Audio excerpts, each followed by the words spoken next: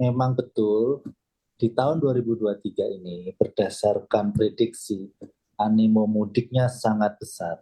Kurang lebih ada 123 juta penduduk yang akan mobilisasi selama mudik ini. Dalam rangka memberikan layanan energi selama mudik ini, kami di Pertamina Patraniaga selaku Subholding Commercial and Trading telah menyiapkan berbagai macam skenario dan juga berbagai macam layanan. Yang pertama, kami menyiapkan outlet layanan kami itu standby 24 jam untuk beberapa lokasi. Ada sekitar 1.500 SPBU yang kita siapkan 24 jam. Ada juga kita siapkan kurang lebih 5.000 agent kami untuk standby selama perayaan mudik ini. Dan juga kami menyiapkan ada 391 unit sepeda motoris. Ini adalah kesiapan ataupun sarana fasilitas yang untuk outlet melayani langsung masyarakat.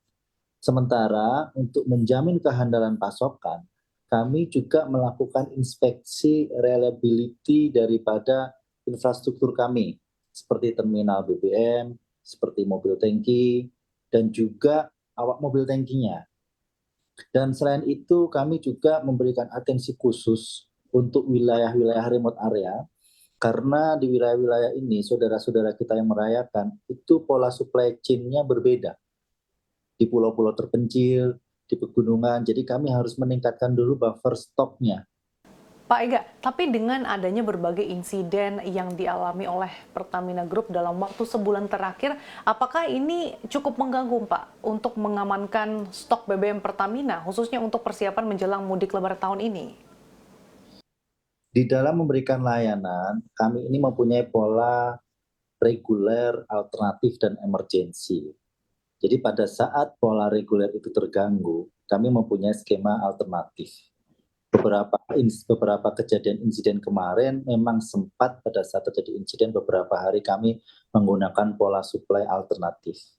Tetapi yang kami pastikan adalah kami berusaha maksimal untuk memberikan jaminan kepada masyarakat layanan energi ini tetap berjalan dengan baik. Dan pada posisi hari ini kami sampaikan bahwa pola layanan supply chain yang kami lakukan adalah pola yang reguler.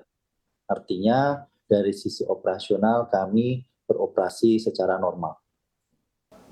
Oke, jadi artinya sudah ditegaskan tidak ada pengaruhnya ya Pak terhadap stok BBM Pertamina, khususnya dalam persiapan mudik tahun ini ya?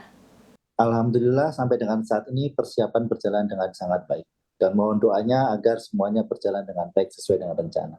Oke, Pak Ega, selain tadi yang Anda awal sebutkan terkait dengan outlet-outlet diantaranya 1.500 SPBU yang disiapkan 24 jam, kemudian inspeksi dan juga fokus pada wilayah-wilayah yang remote, sebetulnya sebagai langkah antisipasi berapa nih Pak stok ataupun tambahan BBM yang disediakan Pertamina di momen mudik kali ini untuk masing-masing jenis BBM-nya?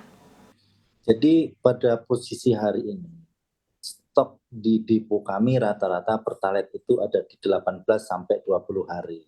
Solar ada di 20 sampai 21 hari. Nah, yang kita lakukan build up stok selain di terminal adalah di SPBU sesungguhnya.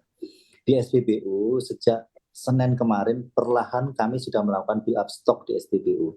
SPBU itu rata-rata stoknya antara 1,5 sampai 2 hari, karena kan pengiriman di SPBU itu setiap hari ada ya. Ini kita naikkan untuk rata-rata ada di angka 3 sampai 4 hari.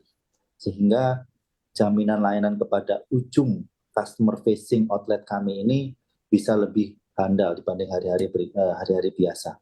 Karena ini juga kita tahu bahwa ini pengisian BBM ke SPBU ini perlu waktu, sehingga apabila itu terlalu sering juga nanti akan berpotensi menambah antrian. Oleh karena itu jauh-jauh hari sesungguhnya justru SPBU yang kita build up stok terlebih dahulu. Oke, bahkan 2 kali lipat ya Pak dibandingkan dengan kapasitas normal di SPBU-nya ya Pak? Betul, karena kami mengejar nanti kalau traffic di jalan tol atau di jalan-jalan utama itu sudah terlanjur penuh, tentunya kecepatan pola pasokan mobil tangki juga akan sedikit terhambat. Jadi kita harus curi start terlebih dahulu. Selain kami juga menyiapkan lokasi-lokasi titik-titik kantong mobil tangki. Jadi mobil tangki itu kita standby-kan di titik-titik tertentu. Di mana saja tuh Pak lokasinya? Ini sangat dinamis, karena kami masih melihat nanti pola pergerakan masyarakat seperti apa. Kita kantong ini akan mengikuti pola pergerakan kebutuhan daripada mobil-mobil masyarakat yang melakukan mudik ini. Oke, Pak, berkaca pada mudik-mudik Lebaran yang sudah dilaksanakan pada tahun-tahun sebelumnya, apa sih Pak pelajaran yang mungkin akan dilakukan Pertamina di tahun ini untuk mengantisipasi supaya tidak terjadi kelangkaan pasokan? Ya, jadi begini, pola mudik tahun lalu itu adalah awal-awal ketika PPKM mulai dilonggarkan. Nah, terjadi peningkatan demand yang cukup signifikan secara mendadak. Tetapi sesungguhnya tidak banyak, tetapi shock-nya cukup besar. Karena kan dari yang mungkin selama 2 tahun nggak mudik, tiba-tiba mudik, itu tahun lalu.